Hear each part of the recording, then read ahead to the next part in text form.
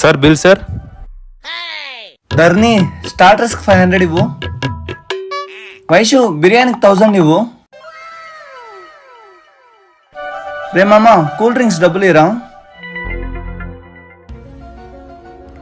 అంతా మేమిస్తే నువ్వేమిస్తావు? ఒకసారి పైకి చూడు.